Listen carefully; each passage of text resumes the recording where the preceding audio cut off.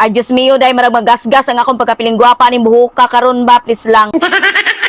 Kaya lagi dahil kanimang good nga buhok sa piling gwapa din no, grabe gyud siya kadami. So di man halata sa kamera din no, pero katraso na ko ani ba, ay please lang. Ug kulot sa dahil kay sa tanan ang bagong tubo niya nga buhok. Anyway dahil before ako nagsugod og ribbon o kiyoy sa buhok sa akong client, isa kuwasan ang gisampuhan og katulo ang iyang buhok. Og gi-blower na ko siya dahil og 80%. Dayon dahil diri na dahil nako gitistingan og inat ang iyang buhok. So bisag pila pa ka strand akong binabirahon dahil no dahil is nagrabirize jud ang iyang buhok. Anyway dahil ang first time akong gibuhat sa buhok sa akong client anin, is giriban ako ang iyang bagong tubo dahil kay lagi grabe jud siya kakinki og kulo. Then grabe jud ko ka careful ani dai pagbutang sa medisina. Kay lagi kanimo kong previous riban sa buhok sa akong client no, grabe na jud siya ka sensitive o grabe na pud siya ka weak. Pero ani gapon mga panahon na dai no, isangita gapon ko pamaagi dai no nga maoki-oki ang buhok sa akong client. Kay lagi ba teacher ba ni ang akong client dai no, mo na kuya-kuyawan ko ani. Kay base no niya dai no, taga karos ako sudlay ani ba bagsak largo oy.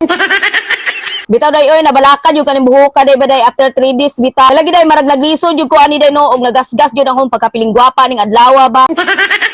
Pero ako na pong ipasabot ang akong client ani day no day nga damage na jud kay sa tanan ang iyang buhok. Ug ako sa ning gipaning kamutan day no day nga ma-okay siya ba. So di man ni siya ma-okay day no og 60%. At least ba na siya kabag-uhan or na siya kausaban day diri sa ko ang kamo. Kay ani sa adlaw day no hasan dugayan ako nilayog ganihang buhok ka ba. Kay lahi wag ko magtrabaho day no day kay dili na ko gusto dali-dalion. Kay gusto pa jud na ako day ba day nga mapahitaan pabitan ako pamaagi ang buhok. Ug mao ra day to no, bye mo oy.